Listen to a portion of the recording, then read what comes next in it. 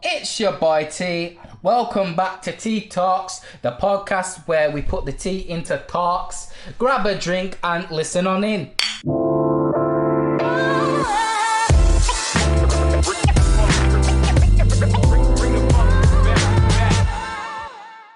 So, welcome back. I'm T and I'm here with your guest hosts, KP and Brandon. If you didn't listen to the last podcast, which was episode 1, we are going to be talking about racism and race and identity today.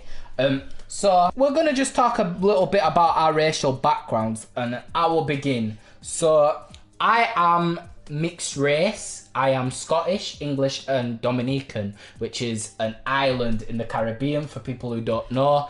And I do identify as just black because that's just the way I've been perceived.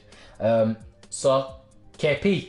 Yeah, I'm 100% African, from West Africa, West Side. Shout out Ghanaian Jollof. I don't care about anyone else's. Let's do this. And over to Brandon, who will explain a bit more about his racial background. I'm a mixed race lad myself. I'm quarter Jamaican, quarter English and half Pakistani. So, people who don't know this about my man KP is not from this country originally, and we'd just like him to talk about how his experience as an immigrant was, and maybe give us a few stories about what it's like, as he is the darkest member of this podcast.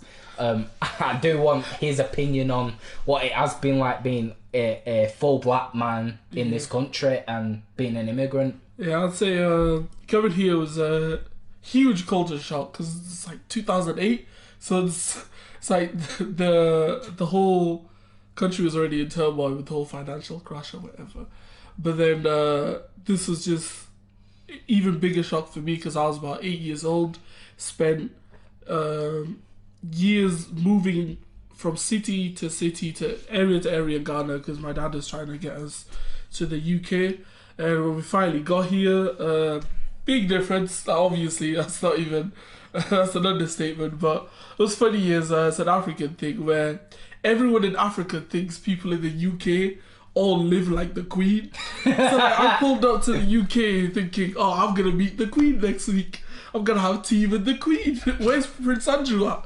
It's been 10 years. I've never even seen. No one's seen Prince Andrew, mate. I haven't seen any of them, man. But yeah, so big difference coming here thinking everyone is a billionaire, realizing people are still just people, and everyone still works normally. And then after that, it was adjusting to the language because the English I learned back in Ghana, although it's quite similar. There's a lot of words like British slang, like words like nicked, and even the accent. Getting used to the accent. Like, especially the dirty Bradford accent. You're right, love. Like, I can imagine you've had this preconception what the UK is, and you land into this shithole. It's like, what? This is not what they were advertising. It was bad. Yeah, it was definitely a big difference. It was, but yeah, it's a culture shock. The English, I already had a good grasp of it, but once again, adjusting to the accent, phrases, just things to do with the culture, how people dress, what people eat. I still eat fufu. I'm not switching to pizza permanently. Like, pizza and chips is good, but I'm not leaving fufu behind. But yeah, it's so far it's been good. There have been quite a few racial incidents, but low-key expected is Britain. Like, they didn't colonize the planet. I'm not gonna pull up here and think everything's all fairies and roses. But yeah. So, right, I think it's a good time for me to interject. So when KP joined, when I met St. KP, Joseph's. he joined St. Joseph's. Yeah. He didn't go by KP then. He went by a different name, Paul. Yeah. Could you explain why you went with that? Because I've always thought it was probably because you did have an African name. Yeah.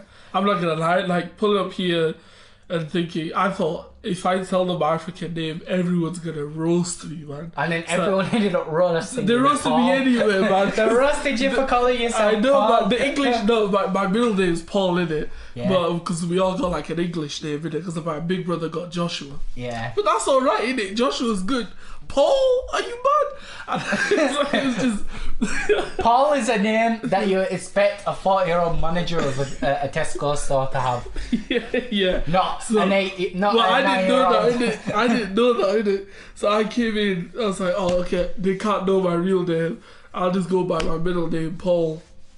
Until the teacher called out the register, and I was like, Kampa, and it was like, Who's Campa? And then you just What? said, yeah. It I was just so put my funny. hand up and I was like, crap. The secret's out the bag. The cat's out the bag. It's just... Cat's out the bag. It was just... Oh, man. Yeah. It was just trying to fit in because I thought if I have an English name, I can fit in more.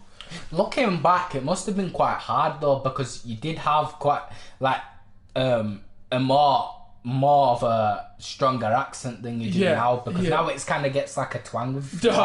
sometimes. I definitely still But have it it. was so broad. No, it was no. so broad. Like, This is every immigrant when it comes in. Like, we all have two accents, two different types of English. well, that's my granddad. He's got his. Listen, even listen to my mum and dad talk, right? Like they'll be talking, it's like go to your room, go and wash the bowls. And then you hear them on the phone talking to their manager. They're like, "Oh yeah, I'll be coming to work tomorrow." I'm like, "What happened to the African accent?" It's like, "You're right, darling." I'm like, "They don't talk to me like that." But yes, So I'd like to talk about some of your more recent experiences, because obviously we've talked about them off the podcast, but I feel like I don't know if funny is the right word, but when you speak about it, it's kind of funny. Like your uni experience, going through that, with social justice warriors, because that's what they are, social justice warriors. yeah. I mean, there were definitely some proper, definitely racist incidents, but those ones you just kind of ignore them because you know this person has nothing, they have nothing going on in their life anyway. That's why they're coming at you. But the funny ones, since I went to uni between 2017, 2020, that's when this whole SJW thing was kind of kicking off. And one funny thing that happened was I was waiting in the queue to get some doner meat and chips. This white girl comes up to us, and bear in mind, it's just me and my mate, who's also brown, he's from Bangladesh, and we're the only brown people in this queue. She's at the back of the line. She walks straight to us, right? She's about to join the line, actually. She walks straight to us and is like, I just want to say that I think racism's wrong. I was like, yeah, man. I don't know, do I clap for her? Is this an achievement? Well done, you found out something everyone knows. And she just kept going on about how she's sorry for everything that she'd done to us. Just like, what? So we're both looking at each other like, what do we do about this? I don't... I should have asked for reparations and made her pay for my doner meat. But, she just kept going on for at least 20 minutes. She's like, I went to Africa, I gave out their laptops and technologies that I donated to charities, and I'm like, I wasn't gonna arrest you for being white. I feel like that's what the problem is today. I feel like it is one of them things. It's not that I'm not happy that there's people that are trying, and that I'm not happy that there's people who are actively looking to be anti-racist. It's people who are scared to be white. It's like, we're not attacking your whiteness. We just want a bit more, not even equality. Yeah. That's the wrong word. Equity? Yeah, equity.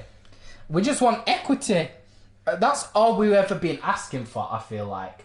But no, that's my problem. A lot of people try and talk for people that haven't had that experience. It's like, I can only talk about the experience of what it's like as a mixed race person, I couldn't talk about being dark-skinned because I'm not dark-skinned. So it wouldn't make sense for me to start talking like that. I can talk about racism as in people are racist to me because I'm got black in me. Yeah. But I couldn't say it's because I got dark skin because that would be a lie. Yeah. And it's like, that's my problem with But it. you can speak on your experience. Yeah. I can speak on my experience. It's when people try to speak on other people's experience. Yeah, I think with people like that, though, they have more of a savior complex. Because the whole time she was talking to me, she made it seem like she was the solution to racism.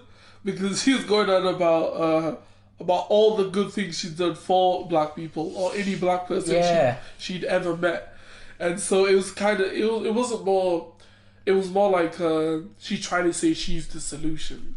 When really, you just want you to just treat me like a person. Yeah, that's what I mean. How hard is it to just treat someone as a person? See, I don't even blame her because I feel like it's through media, isn't it? Yeah. If she spent her whole life seeing Africa through the ads, and she's never seen what it's actually like to actually grow in Africa. That's the problem because everyone just thinks it's huts. Yeah. Literally, everyone thinks it's huts. The amount of people that ask me if I had fresh water in Africa, they're lucky I'm not violent, man. I would have slapped them. But they're like, yo, did you have houses in Africa? What, you've got water? I heard you lot did have food. I'm like, how do you think I'm alive? What are you about? And that's the problem, innit? It comes down to the way that it is portrayed in the media. And that's why I have such a bone to pick with people, is because it's like, nah, man, I'm not asking you to do like pander to me. I'm just asking you to treat me like a normal person. And my family that are a darker skin colour and my mates that are a darker skin colour, we deserve the same chance as you lot. Yeah. I don't want you to pander to me like I'm a zoo animal. Yeah. I don't need that. I'm not stupid. Plus, I feel like people shouldn't be too scared about some of the things they say. Because if you say something that is genuinely like horribly wrong and you don't know about it, most people will just correct you. Like with all this cancel culture stuff, they're way more on Twitter because once people are online, they have this anonymity, so that way they're not worried about what they say.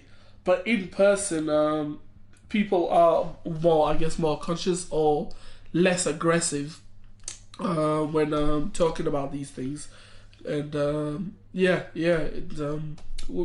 like to add anything else?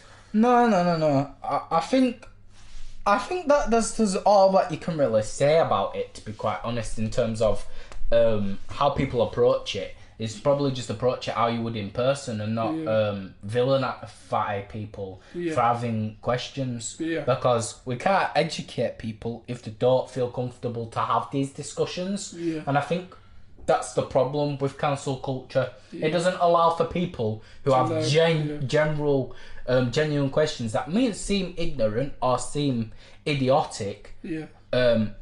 They shouldn't be judged for that. Yeah. If it's a genuine question, I would rather pull up, man, and tell them than like have them living their life ignorantly. Yeah. That's how most people will react. If you say something that's horribly ignorant, a lot of time they're not gonna try and cancel you. This is just a recent thing. Like most people will either think you're just unaware, or if they think you don't know at all, they might try and correct you. Yeah, and I feel like this is the problem in wake of George Floyd situation, because me and you will have been aware of other incidences that have been going way back. But like, for whatever reason, George Floyd has resonated with a lot of people. It's because it was recorded. A lot of the time when people talk about their experiences, a lot of ignorant people online will say, oh, this never happened, but now there was actual footage. How are you going to deny footage? But I mean, there's been footage of other things. Yeah. But this seemed to be the last thing. But this one was particularly... Because we're watching an execution. Exactly. That is what we're watching. Literally, like, how are you going to have... It's mad, honestly. It is mad. It's mad. And that's the thing, is... I don't know how I felt about that, because at the time it gave me hope. Yeah. And then I started to realise what it was doing, it was just a trend. Yeah. It was like people were saying things that they weren't genuine about. Yeah. And that's what I'm annoyed with. And I mean, I did feel like as a parent, I had a responsibility to speak out, and that is why I did speak a protest. Because I feel like, especially my son is of a darker complexion than me. He is more visibly black than me, and the racism I have experienced, while extreme for someone of my colour, I can imagine isn't actually as extreme for someone of your colour. Yeah. But it is extreme for me because of my skin colour. I can't sit here and say, look, I'm dark, because I'm not. I get a tan in the summer, and people can tell I'm foreign. They don't know whether that's Caribbean, Chinese, or whatever. Well, the Carib eyes, a lot of people are just ignorant. They see an olive skin colour and see narrow eyes, and they just assume Asian. Oh, okay. And if they look at the nose, then it's black. Or if they looked at my hair at the time when I had dreadlocks, geez, the amount of racism I got while I had dreadlocks, it was insane. And I feel like that's what's different about being mixed race, is because it's this situation where you know you've got a privilege because you're of a lighter skin colour, but you're still not protected because of your blackness. Yeah. And I feel like because of the amount of racism I did experience within school, within bullying, like, I'm not going to say the words, but let's just say the N-word got thrown around way too casually with me. Cussed out for being black, being called a slave, getting co-picker, all sorts of madness. And you think, rah, man, that's happened to you, bro. And I feel like it was because I was so visibly black and proud that they came for me more. It's because they didn't understand how someone of my colour could be so proud of his black heritage. But I like, for me, it's like, I am proud because my granddad came from the Caribbean at 17 and he's worked his backside off. No one can say he's an immigrant that sponged off this system. He came here, he's worked hard, and he's built his life here. And so I feel like I have nothing to be ashamed of. I'm quite proud to say that I'm Dominican. So I feel like with that, it's meant, like, because I'm so proud and so outwardly speaking about it, it has opened me up for attack. But when you're aware, like, look, at least I'm not, like you realise, like, look, at least I've got some form of privilege, because, like, when I go to an interview, they're not going to view me the same as what they might view you or someone else. And then I also think about the fact that I have had police harassment, but I know if I was darker, I might have had more. Yeah. And that's the thing, like, you're just visibly aware that you're in this situation where you kind of, like, feel like you're the voice of a community that you don't quite belong to, because you do have a certain level of privilege. Yeah, with colorism, But I feel like it's becoming more aware, increasingly more aware to people that mixed race people have had to choose to identify as black to protect themselves. Not even that, it's just, even if they didn't, people will see it. And that's like with the 1% rule. Yeah. All these Jim Crow law rules that people don't know exist. Like, my mans were being slaved and they were a 16th black. Like, people don't know that that's how you were legally classified as black, even with a 16th of black in you. So it's like obviously people don't like saying how much they are, but I am just a quarter. Yeah. But it's like, even then, I know that because I have a tin, because I look foreign, I should expect some form of racism in this country. And Jesus, like, it's why I sit here and I worry about my son, because my son is like, because his mum is mixed race, but she's half black, half white. So he's just a bit more black than me, but in terms of his skin colour, he's gonna pass off as mixed race, half and half, and it's something I do worry about, because the comments that he will get will be ignorant, and it's a scary thing to have to prepare your son for the world that we live in. It's scary because, like, obviously you got the normal worries of a parent, but you've got this added responsibility because you know that it would be stupid for you not to prepare him to experience some form of racism. It's like my dad has prepared me, even being only a quarter, has prepared me. He said, don't stay out on streets at night because you could get harassed by police. Don't, when you apply for jobs and stuff, you might find that you're waiting a little while. And it's all these things that your parents have to teach you. And it's hard. It is hard. And I guess the only other... I know you can relate to some aspects, and in other aspects, I'd say Brandon probably relates more to with him being of like different heritages. So we're gonna bring it on to like Brandon's basically experience of being mixed race, because he's Asian, black, and white. So he has like, and he also is from a Muslim upbringing. So we're just curious how that has affected your life experiences, basically, Brandon. On the topic of racial background and racism, my mother is half English and half Jamaican, and my dad is full Pakistani Asian. So growing up, there was always these two separate sides which I had to adjust to. For instance, whenever I would see my father's side of the family, it was totally different. Like they all spoke Hinko, which is like a branch of Urdu. So that was always interesting because I never knew what they were saying, but my grandparents from my dad's side always used to, like, they learned a little bit of English here and there, so I kind of understood. They understood, like, how to ask me, how am I doing? They used to say hi, goodbye, all that sort of stuff. It was kind of nice to talk to them. They were always very friendly to me and such. And even, like, to this very day, whenever I see my dad's dad, like, around about near my street, he always says hi to me, shake his hand and stuff. It was pretty good. So, you just described a language barrier between you and your grandparents on your dad's side of the family, and that can't have been easy to deal with as a kid. But we also know that your dad's family identify as Muslim. Is there anything culturally that was a barrier to you?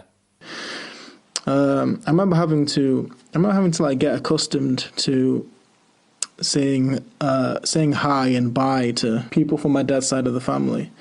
Like, when I was in primary school, the concept of shaking someone's hand was quite foreign to me. I never really understood. But as I got older, my dad used to say to me, whenever I greet a Muslim, I have to shake their hand as a greeting and say, Assalamu alaikum or Walaikum assalam if they said it to me first. Which is something which I never understood as a kid, but I grew to realise that it's sort of like customary in Asian culture to do such a thing.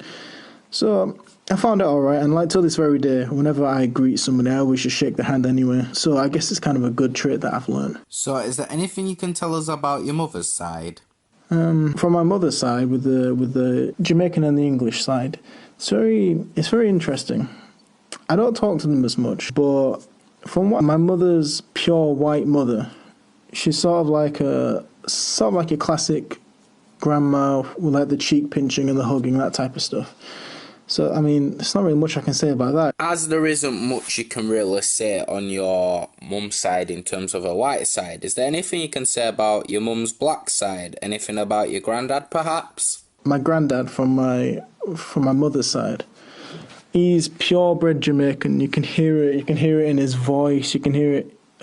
You can hear it when he compliments you or whatever. And you can also tell him he's cooking as well. I've always preferred the cooking from my granddad from my mother's side because it's always very, very like a spice intensive, like a curry goat and rice from my granddad tastes amazing, and he makes enough to last you like a week at the very least. And he's always such more chill and peaceful. Like if I was to like compare my granddad from my mother's side to the granddad on my dad's side, it was a lot more relaxed, a lot more calm, a lot more chill. But I can never understand a word he's saying because of his thick Jamaican accent, which is sort of something that I've gotten used to over the years. I still stumble on words, but it is what it is. So, Brandon, you've clearly identified the racial background of all your family from your parents to your grandparents. You've even explained about the cultural barriers that you've experienced on the Asian side with language and with cultural differences. Could you please further elaborate on your experience as a mixed race person, any racism that you may have experienced, and how that could have affected the way that you identify and see race? So, how do I identify myself with being triracial, I'll call it? Well, I'm going to delve into my experience of racism and then I can sort of explain what side I choose to identify as. My experience of being mixed race is that, I don't know, it's kind of hard to explain, but I guess the best way to explain it is that all sides like you, like Asian people like me, white people like me, and black people like me. But I never really truly fit into one of them groups, in the sense that Asian people see me as a white person, white people see me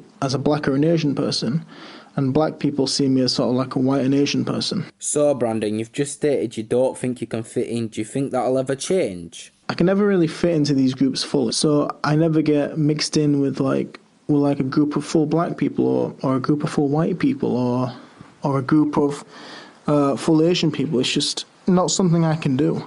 And why is that something you can't do, Brandon? Is it anything to do with any racism that you experienced or anything else?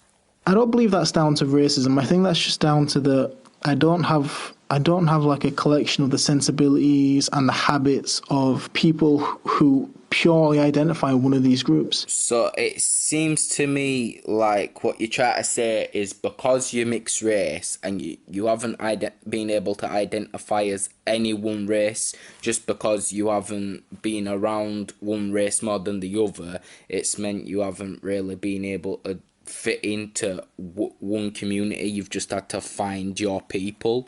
Could you further explain what you mean by all that? I know it's kind of stereotypical of me to say that, but it's kind of true. If you meet like a group of black people or a group of white people or a group of Asian people, at least if you ask me, they have certain mannerisms, way of talking, ways of behaving with each other, which they know are acceptable because they spend a significant amount of time in these groups. So how was that different to your own experience? I grew up around all three races. I've learned from all three of the sides, but I've never spent enough time with either of my races to know what's acceptable within each of the communities and the way they talk and greet and act with each other. As such, I've always found myself in sort of like this weird ground right in the centre. I'm all three, but really, I feel like I'm none of the three. Like, I feel like I'm just right in the centre with no race. So, as someone who is also mixed race, I understand that idea of not fitting in, not being either of the races.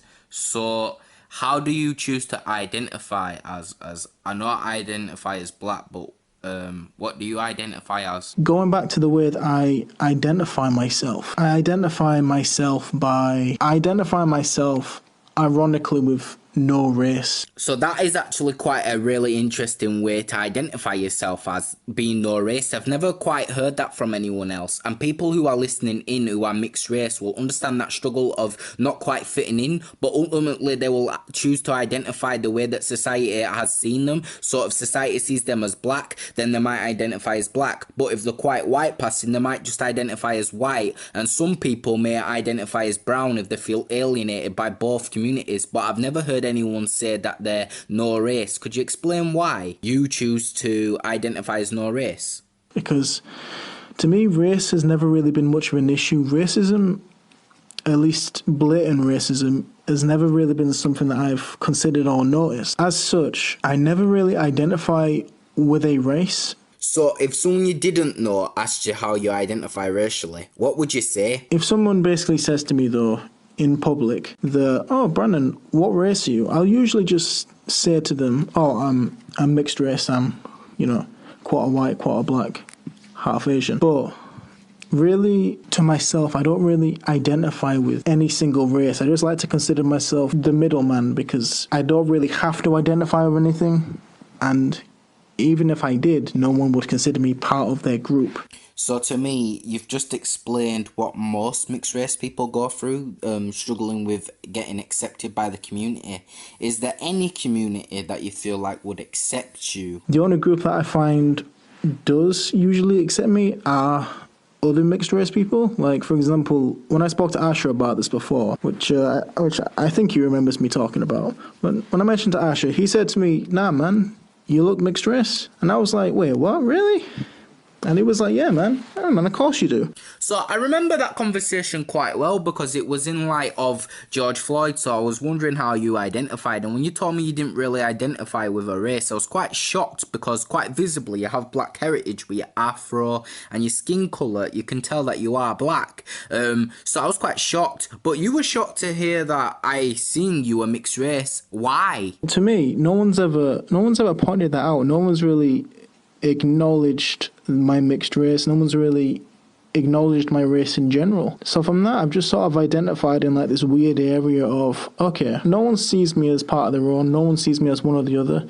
And to be fair, I get on well with all sides. Racism is not really much of an issue for me. I'm white passing, I believe, and I definitely pass as mixed race. So I just identify as no race because, like I said, it doesn't really matter to me. But I'll still like fill out on forms and stuff that yes, I'm mixed race with multiple ethnicities. So Brandon, so far we've talked about your struggles with language barriers, culture, and we've talked about how you choose to identify racially, and you've talked a little bit about the racial backgrounds of both your mum and your dad, but we haven't really touched upon religion.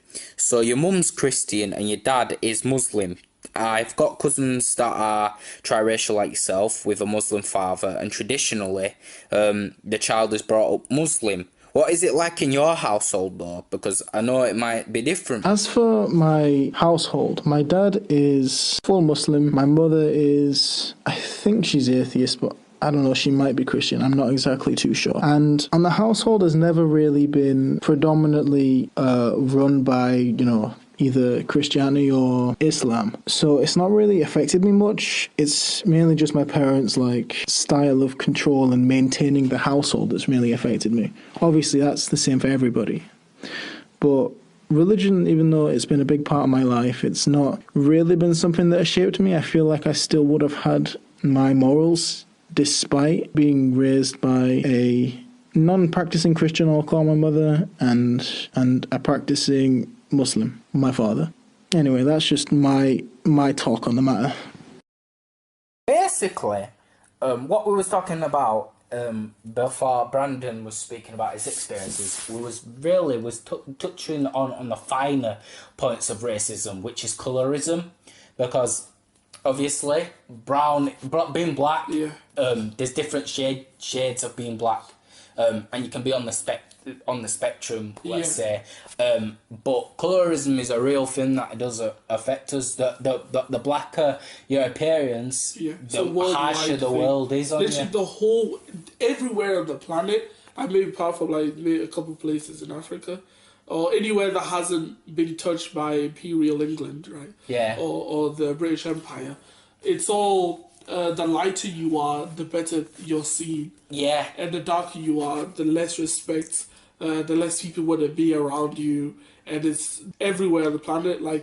Even in Ghana and Nigeria, there's a lot of skin bleaching. I think even in Jamaica. Yeah, cake soap. Yeah, even in Asia. Yeah, in North Korea and South Korea. And they're already white. They're still trying to get whiter. It's crazy. And it's this thing though, it's been going on for years, and it's been done in all of our entertainment industries. Yeah. So it's featured in our music industry and the movie industry, particularly at Hollywood, where they cast a lighter skinned black person to play a darker skinned character, historical figures usually. Yeah. And I feel like it's time that we move past that, especially because now at the moment it seems like the money grabbing, this whole new social justice thing. I don't just want movies with darker skinned people because it's going to sell. I want authentic. Yeah, I want full it to be characters. Just because on the merit, it's kind of like we was discussing off the podcast, the whole idea of quotas of you're getting hired because of your socio-economic background or your racial background. It has to be more than that. Does the person actually have the skills to be able to do this? If you're writing the character, is it actually a well-developed character, or did you just change a white character who isn't well-developed and just make it black? You have to put more into it than just this is a... And that's the problem with quotas. It's a catch-22 situation, I believe, because right, you've got people who genuinely want to be in an industry, and are held back because there is discriminatory people within the industry. Yeah. But then they don't want to the quota. They might get a job because of the quota and get the experience and then the breakthrough. But then they're left feeling like, did I get in on my merit, or did I get in because of the colour of my skin? Yep. And that is a real problem.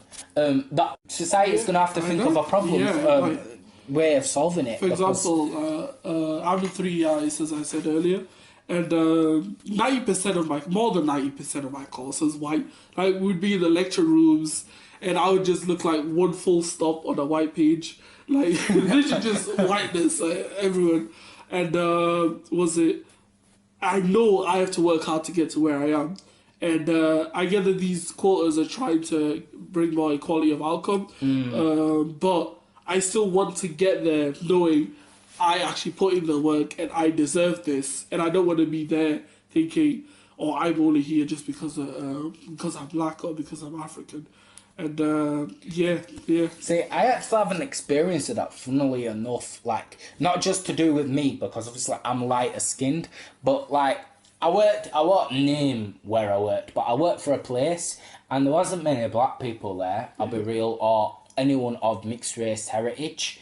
And we were just sat there and we both just felt like we've just been hired for a quota kind of thing. Like, no, because for real, like, it was like, if your hair was too curly that day, or if your hair was natural, they get upset, like, when, you know this about me, like, my hair is white, Caucasian appearing at a certain level. And then once it gets to a certain length, it starts to get that curling, and it gets that thickness, and then people are, like, unprofessional. And I watched this, colleague of mine who was full black, so she had an afro, and she usually wore a weave to work, so it was white appearing. She decided that she was done with that, and she wanted to like just wear her hair naturally. And you should have just seen the reaction of the mostly white workforce. It was hard to watch, really, and she must have felt well uncomfortable. And what made the thing worse was because then we had to attend a workplace meeting about discrimination, particularly about race, and it's like, we're sitting on this, you're educating us on this when we don't need educating, and the people who need educating about this are allowed to skip this one out. I think they do not understand, or maybe because they haven't had as much as many people around them, or who they're surrounded by, who have different hair types. But there have been a lot of cases where these managers and social media, managers and all that, they do not actually know or understand how other people's hair works. So they think, oh, this person has styled their hair, when really that's just how their hair looks. Yeah. Especially in schools, secondary schools. And I feel like to end this like conversation, the thing that needs to improve about this is like open conversations like this, representation within all industries, not just the entertainment and not just in the entertainment industry, which covers movies, comics and whatnot. We need representation within politics, everything. It just education is vital if we ever want to bridge the gap. And this whole, I feel like the attitude of I don't see colour also needs to change, because we all see colour, right? And the thing is, you're denying someone's experience by saying we don't see colour. And even if you didn't see colour, that doesn't mean it doesn't exist. You're just colourblind. So I just feel like that's the thing. We just all need to just work on that, really. Next week, we're going to discuss something else and take a more lighter approach to the next podcast. If you want to add anything else, just let us know in the comments. Hit us up on social media. And we'll see you next time.